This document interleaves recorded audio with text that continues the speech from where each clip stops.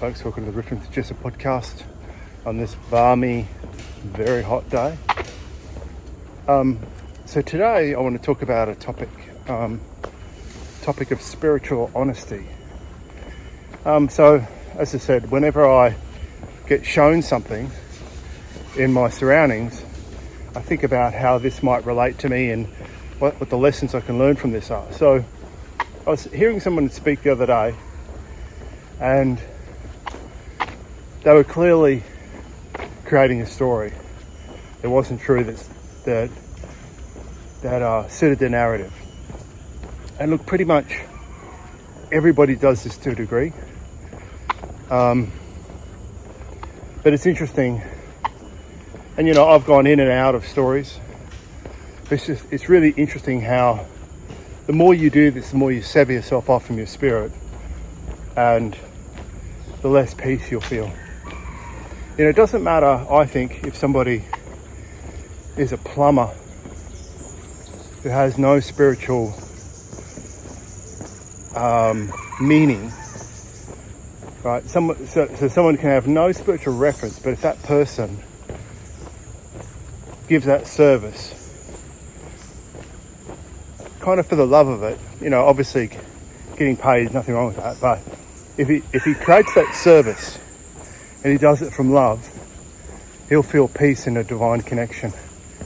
And conversely, somebody could be in a church or be in some monastery or something that looks kind of more pious, but they cannot feel that divine connection. In other words, it's just an identity that they have about being spiritual. So what I mean is, a lot of people in my circles are from a spiritual bent, some religious, some spiritual, but it's not, the overcoat is not that important. It's actually the truth of the matter. And there is a truth to situations, so whether people look at it or not. And so it kind of got me thinking on the stories we say to ourselves. Now, at the end of the day, a lot of people say stories and I just let it go. I mean, I just think it's not up to me to police that. Sounds like bullshit to me, but I don't care. Like, at the end of the day, they will suffer if they create a story, it's kind of self-serving the ego. So a typical way the ego does this is the ego needs to be right. And the ego is always a victim. And the ego never takes responsibility for why people show up in that place. So, for example, the other day, I mentioned that whenever I feel agitated, it's really common for me to get someone who comes into my sphere who's obtuse or just stupid or annoying or just inconsiderate or a rule monger. Kind of like whatever my pet peeves are, it's just more common for me to get someone like that to come in and kind of reflect back that frustration. Now, I can direct my attention at them or the external world, but then if I do that, I'm not going to get anywhere. And then life continues to be frustrating. Life continues to be a series of rinse and repeat situations where nobody's getting anywhere. You can always find somebody to agree with your bullshit. Always. And the people who agree with your bullshit, that's because they've got their own and they want collusion as well. So, and it's just interesting when I heard this the other day, because it was in a kind of a spiritual situation, but it just reminded me that the thing that matters the most is self-honesty. I would say this is my highest value, but look, I'm not saying I'm perfect at this either. So so I noticed this, and I thought I've seen this before in these kind of groups, where there's a piousness, self-righteousness that they're not wrong, the other person is right, so they're never wrong. The other person is always wrong. And I kind of thought, okay, so I've been shown this a few times now.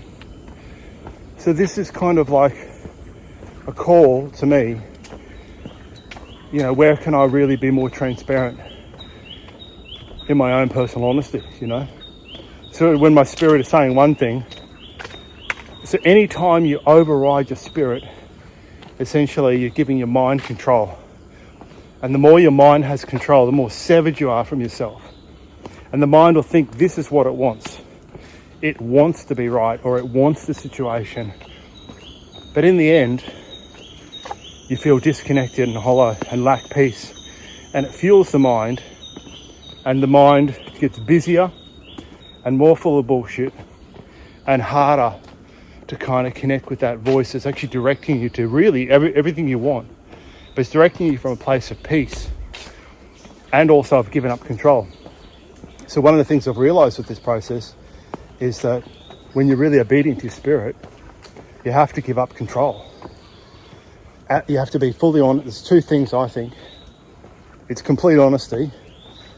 And the biggest thing is honesty with yourself. It doesn't really matter what you're telling the outside world, but the truth about how you get into situations and what is it in you that's bringing this about, and what is it in you that you need to look at. Because in every situation, doesn't matter what anyone else has done, you're there.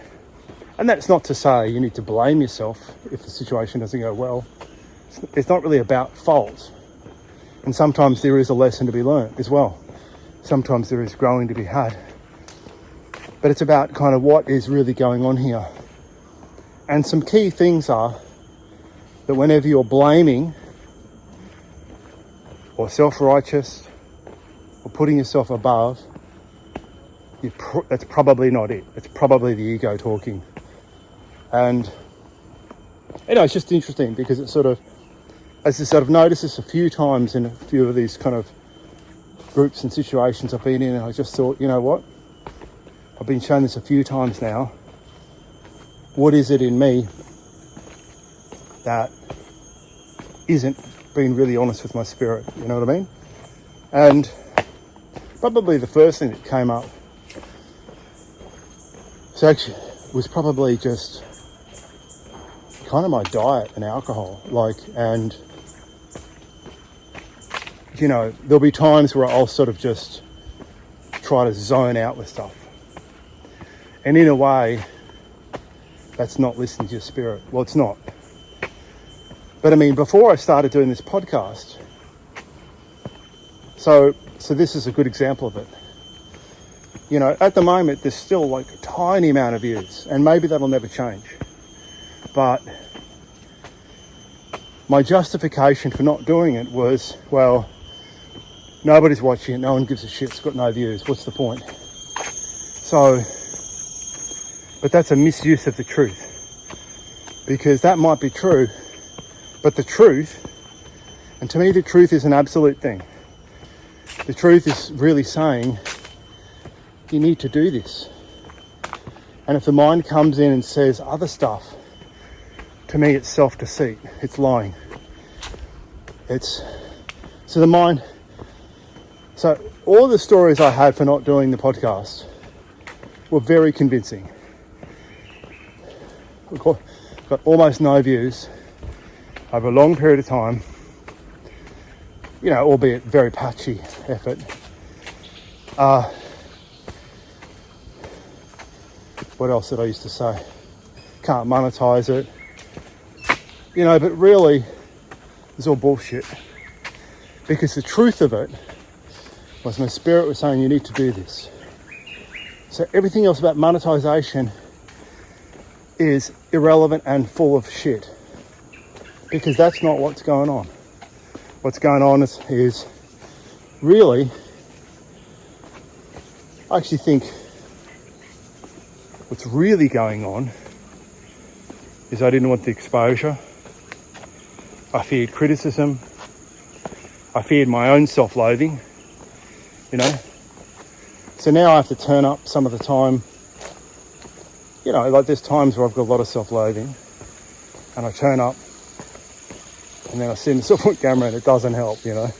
But at the end of the day, like, my spirit is driving me stronger. And ever since I got onto this, I felt more in harmony with myself. So, you know, what is the truth of the situation? And the reality is that if I die, and this thing continues to have no viewers after I die, it is seriously not the end of the world. Because I was obedient to that voice. That's the reality. If you're obedient to that voice, you have no regrets. You know, and all this crap about it, you could market it, blah, blah, blah, blah. Like, it's all bullshit, you know. Yes, at some level of minutiae, sure. But that's not the biggest issue. The biggest issue is the voice is saying to do it. And not doing it, you're violating your own integrity. And so, if you are watching this now, then I'd say it's likely you're a person who values your personal integrity. Because in the spiritual world, there's a lot of bullshit. Like, there's a lot of bullshit in all of it. There's a lot of bullshit in religion, but there's also a lot of bullshit in spiritual stuff too. People will do what suits them. Like I said one time, law of attraction can work for you, but if you do it in service of the ego, it's never really going to work for you. Like, so you can use it to get the ego what it wants, but you will feel more hollow and more lost, and also more kind of frustrated. So, but people take this both ways, you know, so because I hear some religious people saying it's demonic and all this sort of bullshit as well. So it's all about intent. It's about what is the intent you have with it. And if it's to fulfill your, really what your heart is saying, where that God-given divine connection is saying, then it'll bring value to you and it'll bring value to other people. But you always start with what feels right for you. And so this is what I mean, like everything, doesn't matter what sort of realm you're in, to me, it always comes back to self-honesty. You know, like, and one of the things that really helped me was that once I started doing this podcast, and I still have very few viewers right now at time of recording, after how many of, you know, maybe 30 episodes, so I don't know how many I've done. Still, I've got really low numbers. So on paper, it's barely worth it. But this is a ticked off part of me that I can think, okay, my soul is at peace. So if I died now, which can happen to anyone at any time, this is a place that I feel self-respect because I followed that voice. And in the end, it doesn't matter about end results. So basically my music, like my pop channel has so few viewers, it's unbelievable. But I have everything put into those songs. You know, like my whole heart and soul in those songs. I feel completely guided the whole time. And it's kind of one of those few times where I feel my spirit is really clear. Like it's really completely clear where to go. Like how the song's meant to go, the whole makeup of it, everything. And it's a beautiful thing when you do that. Because when you release it, it's like, and as I said, my numbers on that are so low, it's unbelievable. But at the end of the day, it doesn't matter because I'm proud of those songs. You know, so like I've got ambient stuff that does a little bit more traction. And, you know, I enjoy that stuff. So probably my pop stuff I enjoy a little bit more, but the ambient stuff I still really enjoy, you know, meditation music. And the ambient stuff is kind of part of my purpose as well. But the point is that these are just examples of where I'm in congruence. I'm in obedience to my spirit. And people can call that anything they want. They can call it God or whatever, or source or whatever belief system, but everybody knows when they're full of shit. And everybody knows like when they're not listening to that. So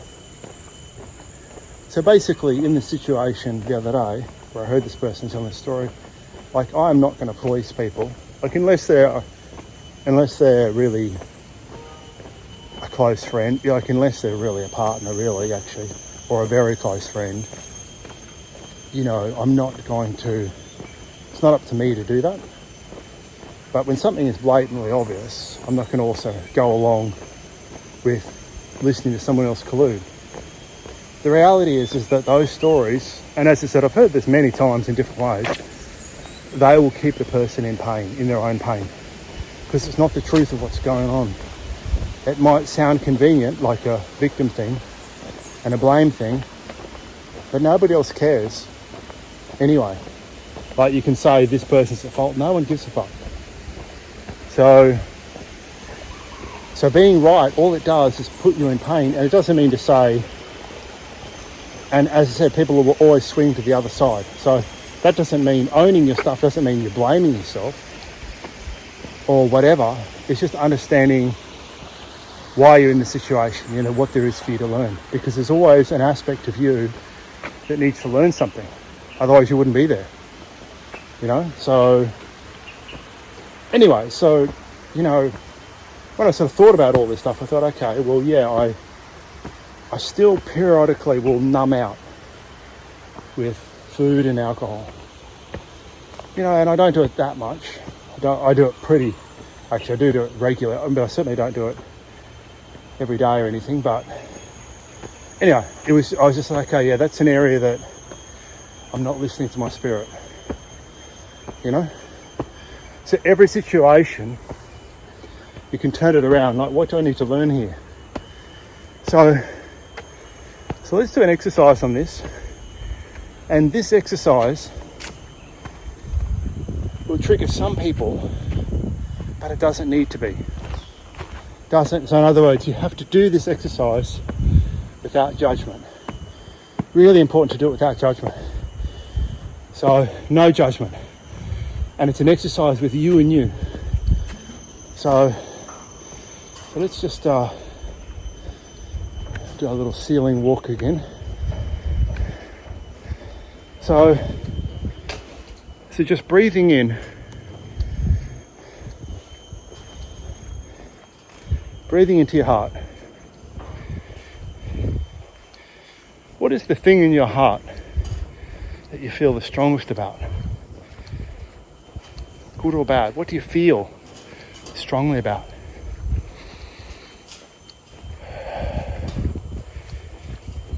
And it is what it is. It's not good or bad, it's just whatever it is whatever it is. So what do you feel strongly about? And breathing into your heart with no judgment, just naked honesty. What is the lie that you tell yourself? Or maybe a softer way to say it is, what is the excuse you tell yourself? What is the daily excuse or the regular excuse to tell myself or others? But I know it's kind of an excuse. And you can leave aside whether it's true or not. Because that doesn't mean, something being true doesn't mean it's not an excuse. But as soon as I ask that question, something will pop into your head and you will know the truth.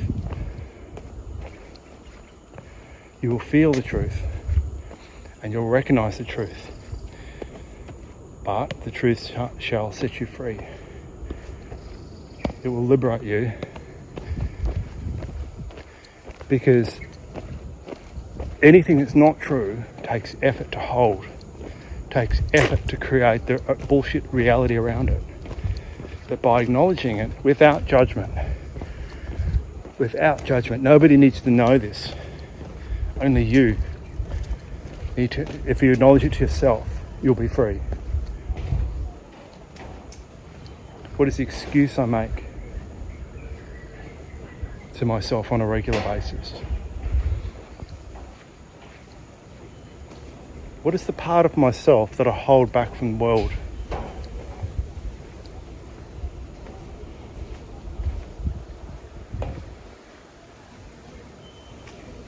And what is the thing offering to the world that I won't give without guarantees? So people need to do what before I show them love? Or people need to do what before I show them my acceptance?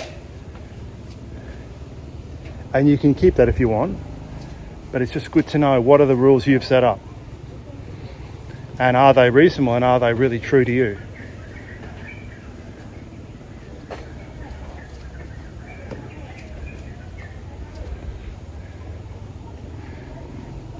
You know, so...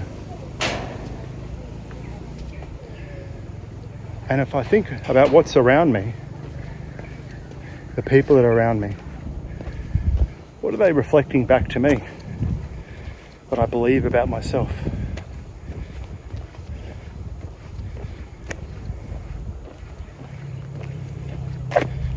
And if it's a negative belief, could I let that go?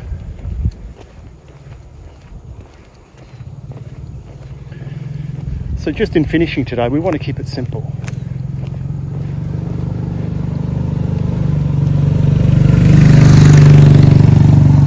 And so keeping it simple is just like, what's the one thing I need to do that I feel actually really strongly about?